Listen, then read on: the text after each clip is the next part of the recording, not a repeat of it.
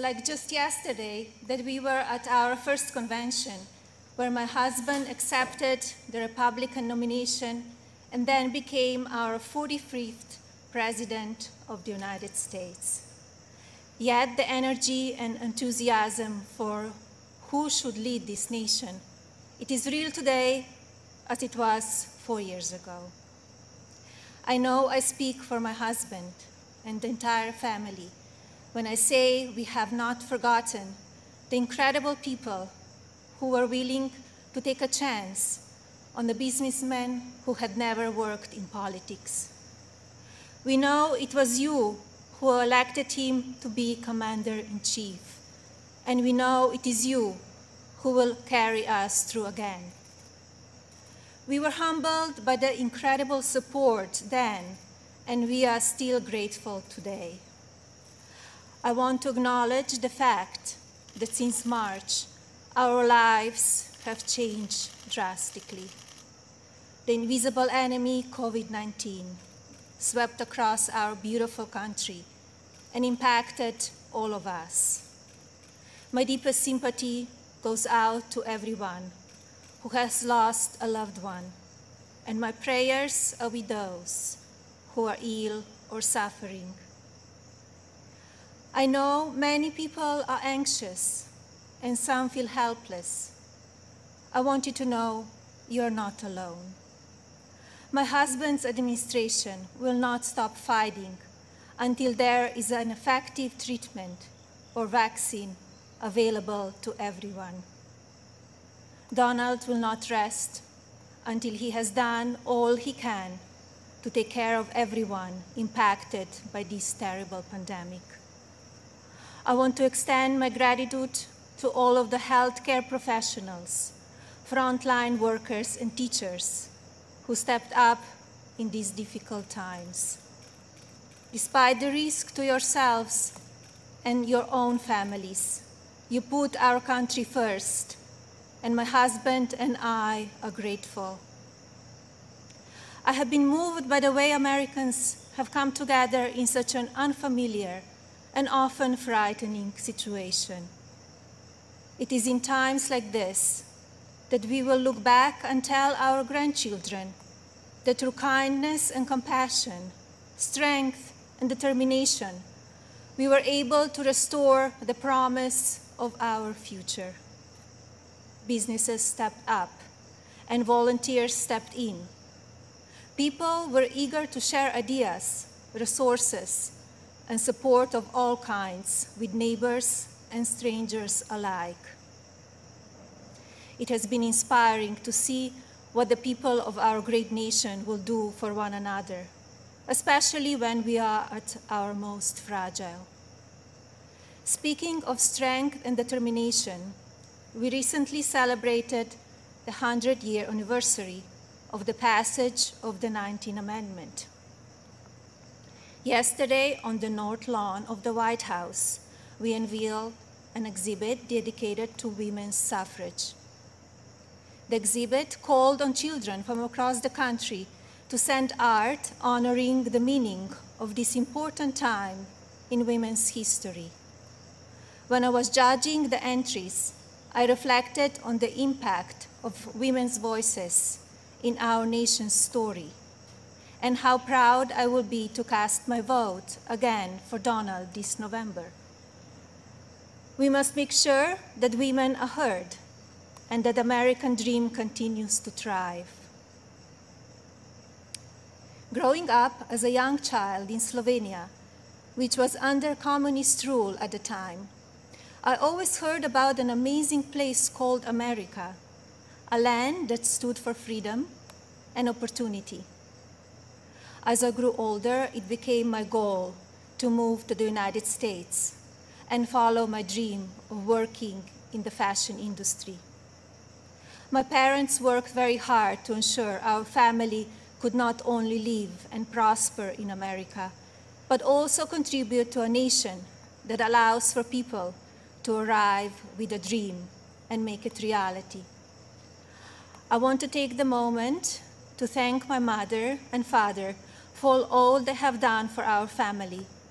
It is because of you that I'm standing here today.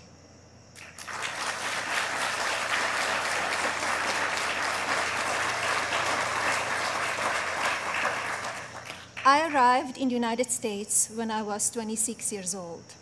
Living and working in the land of opportunity was a dream come true, but I wanted more. I wanted to be a citizen. After 10 years of paperwork and patience, I studied for the test in 2006 and became an American citizen.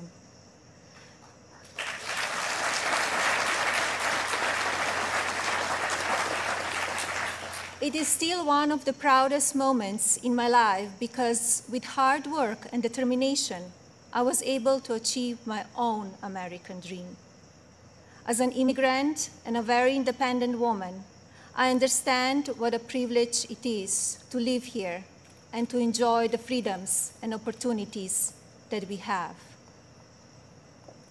As First Lady, I have been fortunate to see the American dream come true over and over again. I have met many inspiring women, children, parents, and families who have overcome life-changing issues that include addiction, homelessness, family members who are ill or have passed away, abuse of all kinds, and many other challenges that would make most people give up. The past 3.5 years have been unforgettable.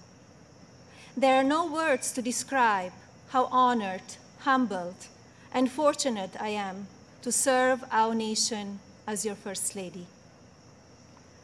After many of the experiences I've had, I don't know if I can fully explain how many people I take home with me in my heart each day. From brave soldiers who give up so much so that we can be free, to children of all circumstances who I have met around the world. Thank you for inspiring me. It is my greatest honor to serve you. When I speak to members of the military, despite sacrificing time with their families, experience the fear of war or suffering loss, they have no regrets about serving our country. The same goes for their families and the families of first responders who often watch their loved ones walk out the door, not sure if or when they will come home. When I speak to families who have lost someone, the pain mixed with pride I hear in their voices is something I think about often. So thank you to all who serve our country in the military and as first responders. And thank you to the families who wait for them. You are our heroes in your own right. I have also been moved by the many children and families I've spent time with at hospitals, schools, and other locations around the world. Children who are dealing with pain or illness that would break even the strongest adult. Parents who are grateful to wake up every day and see that their child is still alive. These families are a testament to what faith and medicine, strength and science can do. On my first international trip as First Lady, my husband and I visited places of great significance to the three major religions: Islam, Christianity, and Judaism. One special memory from that trip is of a young boy I had privilege of visiting while at Bambino Gesù Hospital in Rome, Italy. While there, I read the little boy a story and learned that he and his family had been waiting for a heart for a very long time, and he had a grim prognosis. His situation brought my staff and me to tears, and we spoke of a little else as we flew to Belgium for the next part of our trip. Upon landing just a few hours later, we learned that a heart had been donated and would be going to the little one. I think about him often, along with so many amazing and strong young patients across our own country. More profound and sadly unavoidable examples of our country's strength and character have occurred in the communities that have been impacted by natural disasters. Hurricanes, tornadoes, and flooding may show the ugly side of Mother Nature, but in their aftermath, they can show us a beautiful side of humanity. My husband and I have visited many places that have been affected by natural disaster, and we are deeply moved by the strength of the people who have lost everything and the kindness of neighbors and communities. The common thread in all of these challenging situations is the unwavering resolve to help one another. I recognize the stories I just told about people who survive extraordinary circumstances. But Donald and I are also inspired by the millions of Americans who wake up each day with a simple yet courageous goal of providing for their families and keeping them safe.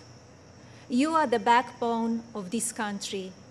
You are the people who continue to make the United States of America what it is, and who have the incredible responsibility of preparing our future generations to leave everything even better than they found it. Just as you are fighting for your families, my husband, our family, and the people in this administration are here fighting for you. No matter the amount of negative or false media headlines or attacks from the other side, Donald Trump has not and will not lose focus on you. He loves this country, and he knows how to get things done. As you have learned over the past 5 years, he is not a traditional politician. He doesn't just speak words. He demands action, and he gets results. The future of our country has always been very important to him, and it is something that I have always admired. In fact, it is to help ensure a better future for our next generation that I launched Be Best, my initiative to help children achieve their fullest potential. Be Best has one simple goal: teaching youth about the importance of their well-being, both mentally and physically. This also includes understanding online safety and the dangers of opioid and drug abuse. Through Be Best, my office and I have been able to highlight people, programs, and organizations that are doing extraordinary things in our country and around the world. I continue to believe that by shining a light on these positive examples, others across the country and globe will become inspired to do their part for our next generation. Helping children is not a political goal. It is our moral imperative. When I think back to a defining moment of Be Best, my mind goes to a trip I took to Africa. On that vast and beautiful continent, I was able to visit the countries of Ghana, Malawi, Kenya, and Egypt. One of those visits, in particular, had a profound impact on me. Ghana, on the coast of West Africa, was the first stop on my trip, and I experienced firsthand its warm people and their traditions. While there, I visited the Cape Coast Castle and learned more about the beginning of a cruel and often deadly journey in the era of the slave trade. I was horrified when I listened to the guide tell me so many inhumane stories, and I gained new perspectives. It is time in our history we must never forget, so that we can ensure that it never happens again. Like all of you, I have reflected on the racial unrest in our country. It is a harsh reality that we are not proud of parts of our history. I encourage people to focus on our future while still learning from our past. We must remember that today We are all one community, comprised of many races, religions, and ethnicities. Our diverse and storied history is what makes our country strong, and yet we still have so much to learn from one another. With that in mind, I like to call on the citizens of this country to take a moment, pause, and look at things from all perspectives. I urge people to come together in a civil manner so we can work and live up to our standard American ideals. I also ask people to stop the violence and looting being done in the name of justice, and never make assumptions based on the color of a person's skin. Instead of tearing things down, let's reflect on our mistakes, be proud of our evolution, and look to our way forward. Every day, let us remember that we are one nation under God, and we need to cherish one another. My husband's administration has worked to try and effect change when it comes to issues around race and religion in this country. He is the first president to address a special session of the United Nations General Assembly to call upon countries across the world to end religious persecution and honor the right of every person to worship as they choose. He has made substantial investments in our historically Black colleges and universities. This president also continues to fight for school choice, giving parents more options to help their children flourish. My husband knows how to make a real change. From the day that I met him, he has only wanted to make this country the best it can be. For many years, I watched him grow concerned and frustrated, and I'm so proud to see the many things he has done in such a short time. America is in his heart. So while at times we only see the worst of people and politics on the evening news, let's remember how we come together in the most difficult times. And while debate rages on about issues of race, let's focus on the strides we have made and work together for a better tomorrow for everyone. Our administration has also devoted historic resources and produced life-saving results by raising awareness around opioid addiction and drug abuse, especially for children. When so often the headlines are filled with gossip, I want to take this moment to encourage the media to focus even more on the nation's drug crisis. This disease is one that affects everybody. It pays no attention to race, age, or socioeconomic status. Addiction has touched every part of our society in some way. And now, more than ever, we have programs and medicine to combat it. We just need to talk about it openly. And you, the media, have the platforms to make that happen. To the media industry and as a country, I ask that we all commit to helping in our fights against drug addiction by talking about it even more. Especially as we battle the COVID pandemic, we need to remember that suicides are on the rise as people who are struggling with loneliness and addiction feel they have nowhere to turn. Parents, please talk to your children. Teachers and caregivers, pay attention to signs of addiction. Lawmakers, pass legislation that allows those who ask for help to do so safely and without fear, and to provide resources for organizations that help people impacted by addiction. When the stigma is removed, people will no longer be ashamed to ask for help, and lives will be saved. And if you are struggling with addiction, there is no shame in your illness. Please seek help. You are worth it. In my next 4 years as First Lady, I will continue to build upon We Best and work with individual states to pass legislation to take care of our most vulnerable. I plan to continue the work I have started with children in foster care, as well as the minority communities and tribal nations. I want to ensure children are being protected and communities have the resources needed to combat drug addiction and child neglect or abuse. Like my husband and the administration, I will continue to encourage education that supports a child's individual needs. It is vital that children are given the building blocks to succeed.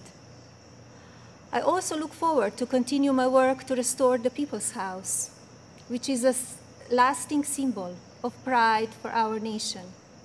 I believe this iconic home needs to be cared for and preserved so it can be enjoyed by the people of this country and visitors from around the world for years to come.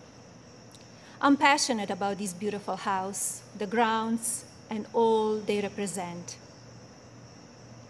And now, I have a special message for the mothers of this country. This modern world is moving so fast, and our children face challenges that seem to change every few months. Just like me, I know many of you watch how mean and manipulative social media can be.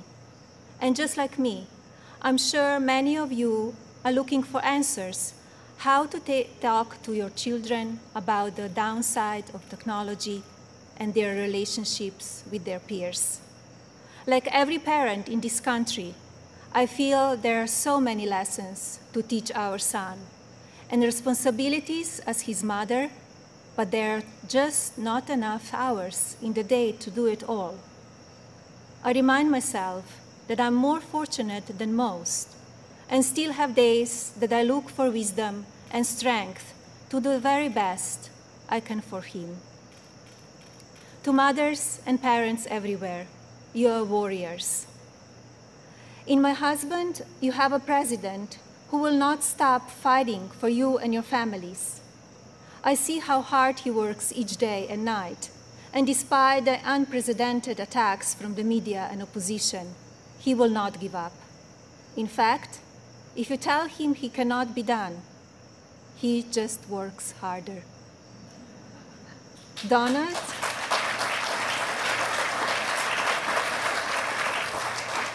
Donald is a husband who supports me in all that I do.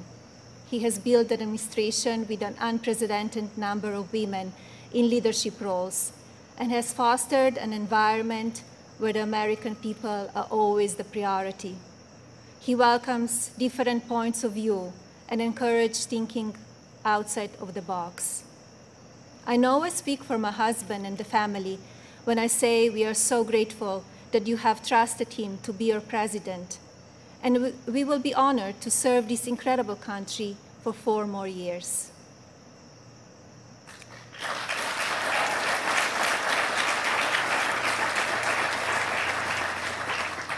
As you have heard this evening, I don't want to use this precious time attacking the other side, because as we saw last week, that kind of talk only serves to divide the country further.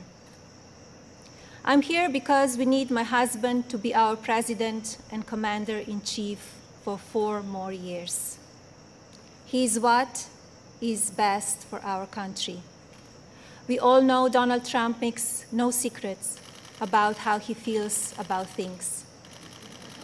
Total honesty is what we as citizens deserve from our president. Whether you like it or not, you always know what he's thinking. And that is because he's an authentic person who loves this country and its people and wants to continue to make it better. Donald wants to keep your family safe. He wants to help your family succeed. He wants nothing more than for this country to prosper, and he doesn't waste time playing politics.